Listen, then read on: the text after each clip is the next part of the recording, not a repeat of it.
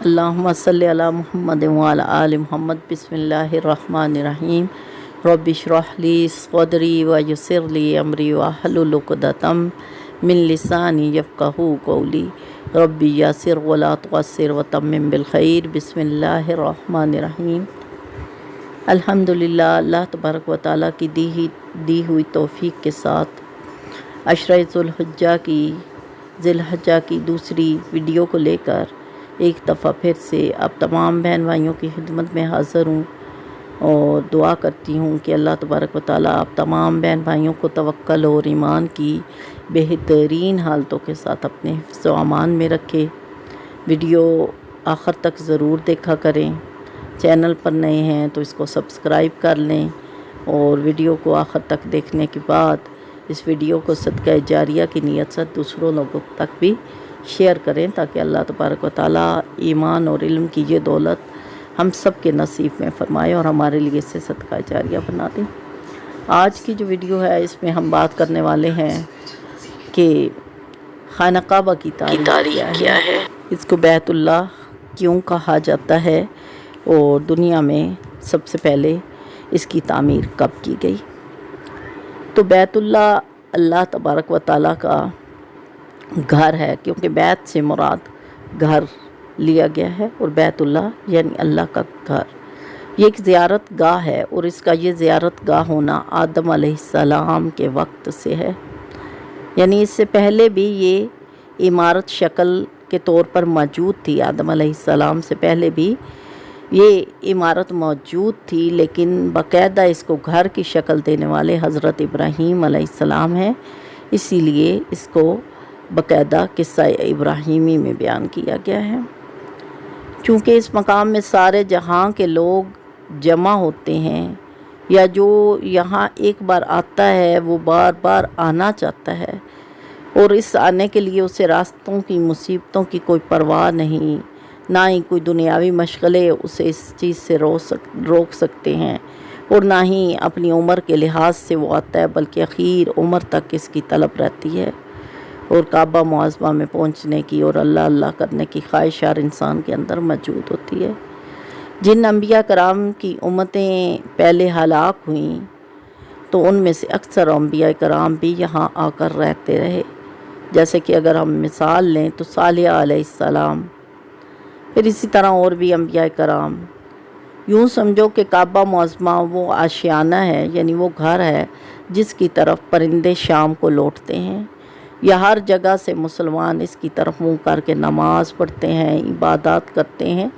یا پھر اس جگہ سے مرنے والے مسلمان جب مرتے ہیں تو ان کا منہ کعبہ کی طرف کر دیا جاتا ہے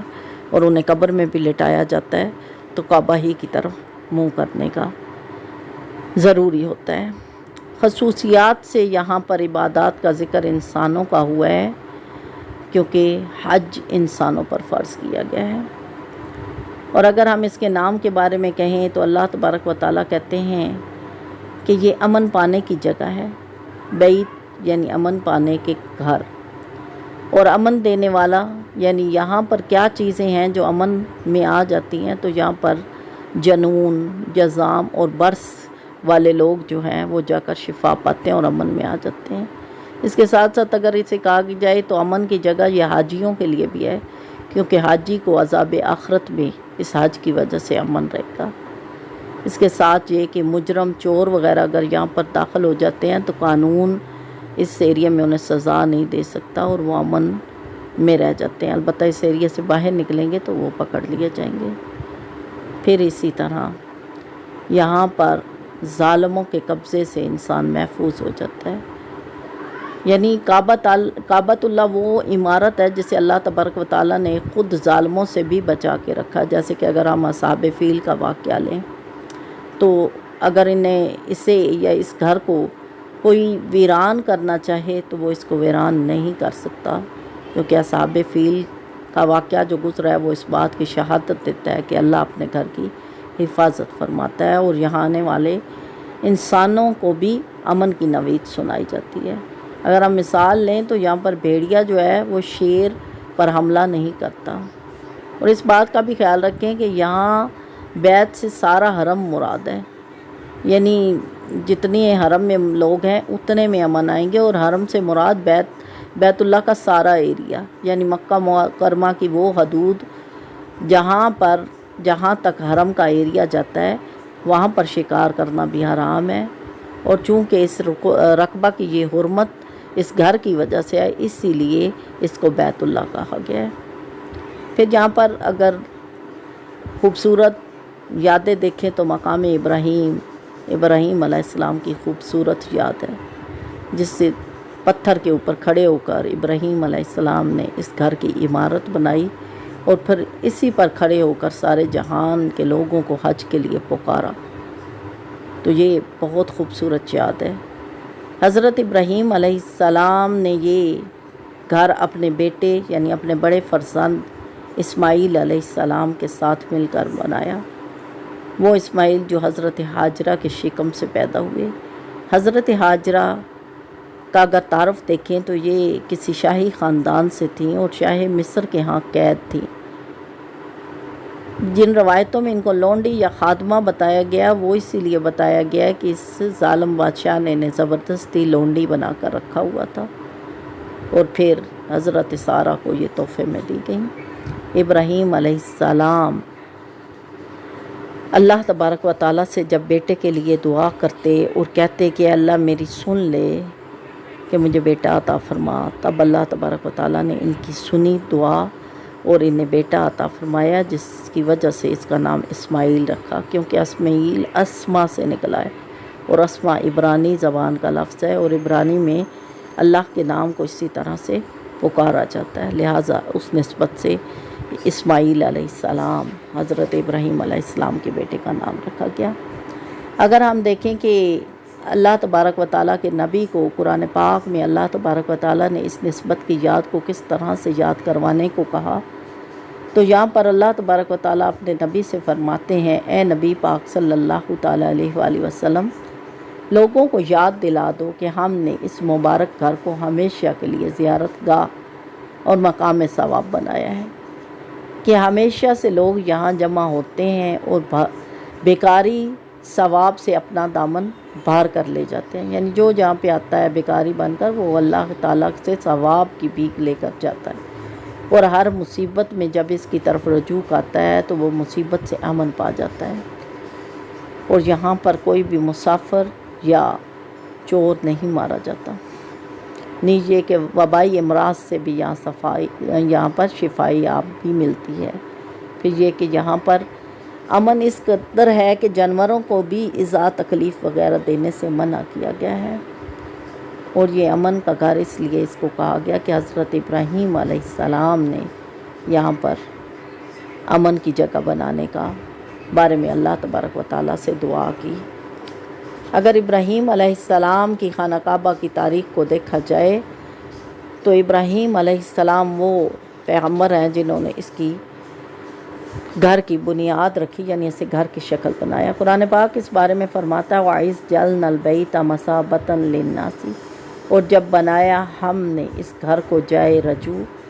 ان لوگوں کے واسطے، وَأَمْنًا اور امن کی جگہ، وَاتَّخِذُوا اور کہا کہ بناؤ من مقام ابراہیم یعنی مقام ابراہیم کو مصلی کی جگہ، وعہدنا اور ہم نے عہد لیا الی ابراہیم علیہ السلام سے، واسماعیل اور اسماعیل علیہ السلام سے، ان یہ کہ طاہرہ وہ پاک رکھیں بیتی یا میرے گھر کو للطائفین طواف کرنے والوں کے لیے، والعاکفین اور اعتکاف کرنے والوں کے لیے، ورکع السجود اور رکوع اور سجود کرنے والوں کے لیے۔ تو سب سے پہلے اللہ تبارک و تعالیٰ فرماتے ہیں کہ اس گھر کو لوگوں کے لیے نشانی بنایا گیا، یعنی امن کی رجوع کرنے والی امن والی جگہ بنایا گیا۔ تو وہ ہم نے جان لیا کہ یہاں پر اللہ تبارک و تعالیٰ ہر انسان کو امن دیتے ہیں، تاکہ جانوروں کا شکار بھی یہاں پر منع کر دیا، اور جتنی بھی حرم کی جگہ ہے وہاں پر کسی کو کوئی ایذا پہنچانے کا حکم نہیں ہے۔ پھر یہاں پر مقام ابراہیم کو مصلی بنانے کی جو بات آئی ہے اس کے بارے میں بڑی پیاری شان نزول ہے کہ حضور پاک صلی اللہ تعالیٰ علیہ وآلہ وسلم کے ساتھ حضرت عمر رضی اللہ تعالیٰ عنہ یہاں پر آئے تو حضور پاک صلی اللہ تعالیٰ علیہ وآلہ وسلم کا ہاتھ پکڑ کر اس پتھر کو دیکھا، یعنی حضور پاک صلی اللہ تعالیٰ علیہ وآلہ وسلم نے عمر رضی اللہ تعالیٰ عنہ کا ہاتھ پکڑ کر انہیں یہ پتھر دکھایا جس کا نام مقام ابراہیم تھا۔ اس پر حضرت عمر رضی اللہ تعالیٰ عنہ نے عرض کی کہ جتنا یہ پتھر معظم ہے تو کیا اس کو مصلی نہ بنا لیا جائے، یعنی اس کے سامنے کھڑا ہو کر کعبہ کی طرف رخ کر کے نماز کیوں نہ پڑھ دی جائے۔ اس پر حضور پاک صلی اللہ تعالیٰ علیہ وآلہ وسلم نے کہا کہ مجھے اس کا حکم نہیں۔ تب اللہ تبارک و تعالیٰ سے یہ آیات نازل ہوئیں جس میں یہ حکم دے دیا گیا کہ اس جگہ کو نماز کی جگہ بتاؤ، یعنی یہاں پر آیت نازل ہوئی وَاتَّخِذُوا مِن مَّقَامِ ابراہیم مصلی، یعنی ابراہیم علیہ السلام کے اس مقام کو نماز کی جگہ بنا دیا جائے۔ اگر ہم کعبۃ اللہ کی تاریخ کھولیں تو تاریخ یہ بتاتی ہے کہ حضرت آدم علیہ السلام بہشت سے جب زمین میں تشریف لائے تو بارگاہ الہی سے عرض کیا کہ اللہ عز و جل یہاں نہ تو کوئی ملائکہ کی تسبیح و تکبیر سنتا ہے اور نہ ہی کوئی عبادت گاہ میں دیکھتا ہوں جیسے کہ آسمان میں بیت المعمور دیکھتا تھا، اور فرشتے اس کے گرد طواف کرتے تھے۔ اس پر جواب الہی اللہ عز و جل آیا کہ جاؤ جہاں ہم نشان بتائیں وہاں کعبہ بنا کر اس کے گرد طواف کرو اور نماز ادا کرو۔ حضرت جبرائیل علیہ السلام آدم علیہ السلام کی رہبری کے لیے ان کے ساتھ چلے اور انہیں وہاں لائے، یعنی اس جگہ لائے جہاں سے زمین بنائی گئی تھی۔ یہ وہ جگہ تھی جس جگہ پانی میں جھاگ پیدا ہوا اور پھر اسی جھاگ کو پھیلا کر زمین کی شکل میں بنا دیا گیا، اور یہاں پر پھر اللہ تبارک و تعالیٰ نے حضرت آدم علیہ السلام کو حکم دیا کہ اللہ کا گھر بنایا جائے۔ آدم علیہ السلام نے چاروں طرف سے پتھر اٹھا کر ان کی دیواریں اٹھا دی اور یہاں پر نماز پڑھتے اور اس کا طواف کرتے رہے۔ بعض روایات میں آیا ہے کہ خود بیت المعمور ہی نیچے اتار دیا گیا اور اس کی بنیاد رکھی گئی، واللہ اعلم ورسول اعلم۔ لہٰذا اس طرح سے بیت اللہ کی تعمیر پہلی مرتبہ کی گئی، لیکن جب طوفان نوح آیا تو یہ عمارت آسمان پر اٹھا لی گئی، اور پھر ابراہیم علیہ السلام کے زمانہ تک یہ کعبہ اسی حال میں رہا۔ جب حضرت اسماعیل اور حضرت ہاجرہ اس میدان میں آ کر ٹھہرے اور ان کی وجہ سے کچھ آبادی پیدا ہوئی تو پھر اللہ تبارک و تعالیٰ نے دوبارہ سے حضرت ابراہیم علیہ السلام کو حکم دیا کہ اس جگہ اللہ کا گھر بنایا جائے۔ لہٰذا اللہ تبارک و تعالیٰ کے یہ نبی یہاں پر آئے اور اپنے بیٹے حضرت اسماعیل علیہ السلام کے ساتھ آ کر اس گھر کی تعمیر کی، اور اس کی نشانی کچھ اس طرح سے ہوئی کہ یہاں پر ایک بادل کے ٹکڑے نے برس کر انہیں بتا دیا کہ یہی وہ جگہ ہے جہاں پر اللہ کا گھر بنایا جائے۔ تو امید کرتی ہوں میری بہنوں کہ آج کی یہ ویڈیو آپ کے لیے معلومات کا باعث بنی ہوگی۔ اگر ویڈیو اچھی لگی ہے تو دوسرے لوگوں تک شیئر کریں، اور مزید ایسی معلومات کے لیے چینل کے اوپر آتے رہیں تاکہ ایسی مزید ویڈیو آپ تک جاتی رہیں اور آپ کی معلومات میں اضافے کا سبب بنتی رہیں۔ اللہ تبارک و تعالیٰ آپ کا اور ہم سب کا حامی و ناصر ہو۔ السلام علیکم ورحمۃ اللہ وبرکاتہ۔